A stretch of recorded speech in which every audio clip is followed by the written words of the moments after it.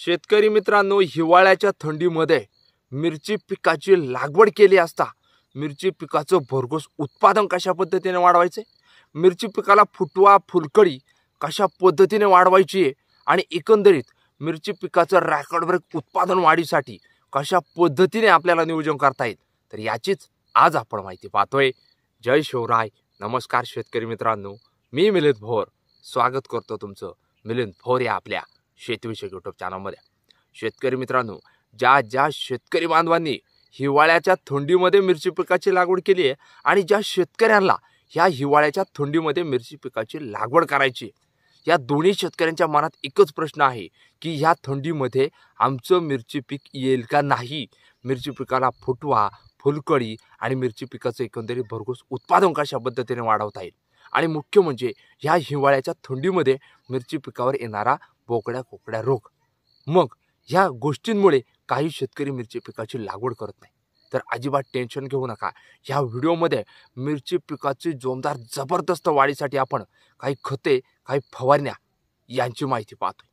मग ही खते फवारणी आहेत तरी कोणती, या माहितीसाठी जे कोणी शेतकरी बांधव सर्वप्रथम आपल्या चॅनलवर नवीन असतील नक्की आपल्या चॅनलला सबस्क्राईब करायचे, समोरील घंटा ऑल ठेवण्याचा प्रयत्न करायचा. त्याचं कारण मिलिंद भोर या आपल्या शेतीविषयक यूट्यूब चॅनलवर टोटल 1,88,000 शेतकरी बांधव जोडले गेलेले आहे आणि इथून मागे आपण ज्या कोणत्याही पिकांच्या व्हिडिओ बनवलेल्या आहेत, तर त्यातील मिरची या महत्त्वाच्या पिकाच्या टोटल 650 व्हिडिओ आपल्या चॅनलवर आहेत.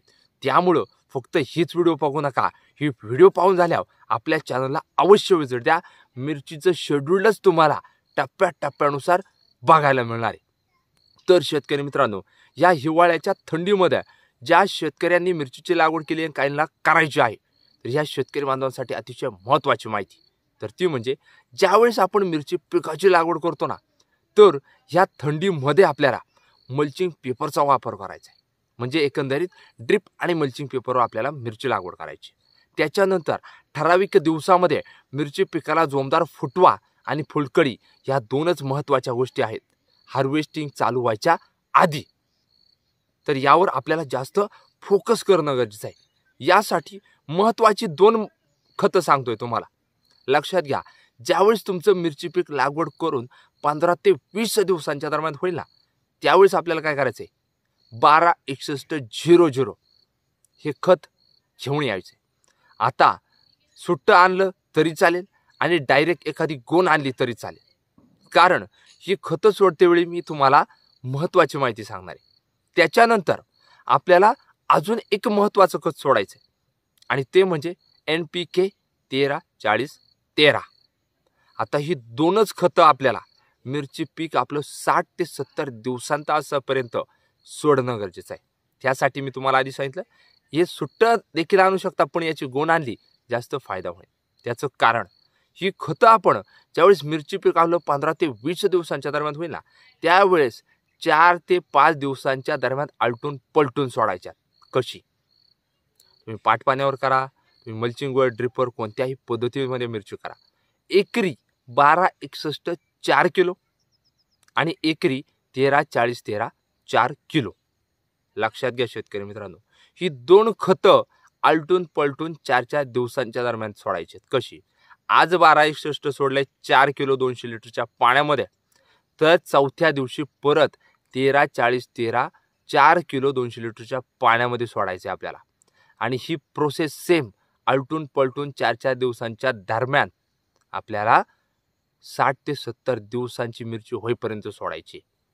यामुळं एकंदरीत तुमच्या मिरची पिकाचं भरघोस उत्पादन हे अवलंबून राहणार आहे. तर ते कसं, हिवाळ्याची थंडी आहे, काही शेतकरी घाबरतात मिरची लागवड करायला, तर काही शेतकरी नको म्हणतात, तर काही शेतकरी डेअरिंग करतात.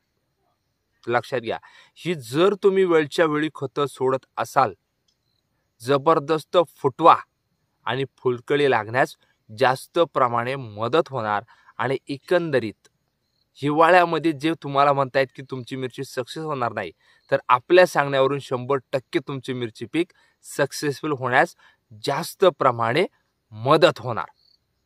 त्याच्यानंतर शेतकरी मित्रांनो, ह्या हिवाळ्यामध्येच मिरची पिकाला आपण ही रेग्युलर खतं तर देत असतो, पण ही खतं आपटेक होतात की नाही हे देखील तितकंच महत्त्वाचं आहे. मग याच्यासाठी वेळच्या वेळी महिन्यातून एकदा 15 दिवसातून एकदा ह्युमिक 22 हे रासायनिक, ट्रायकोडर्मा सुडोमोनास हे जैविक, PSBच्या बॅक्टेरिया हे जैविक ह्यात देखील सोडणं आपल्याला तितकंच बंधनकारक ठरतं.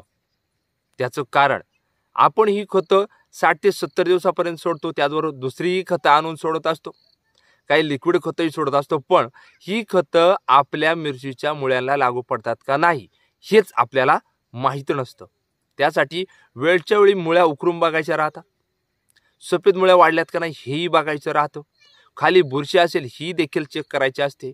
वेळच्या वेळी आपल्याला एलिड देखील बुरशीनाशक हे पाण्यातून सोडणं गरजेचं आहे. त्याच्यानंतर शेतकरी मित्रांनो, या हिवाळ्यामध्ये मिरची पिकाचं भरघोस उत्पादन वाढवायचं असल्यास काही फवारण्या देखील तितक्याच महत्त्वाच्या ठरतात. कारण मिरचीची लागवड केल्यापासून आपल्याला 20 ते 30 दिवसापर्यंत सुरुवातीच्या काळात आक्सा, डेंजर, कोकड्या बोकड्या रोग यांसारखे रोग दिसून येतात.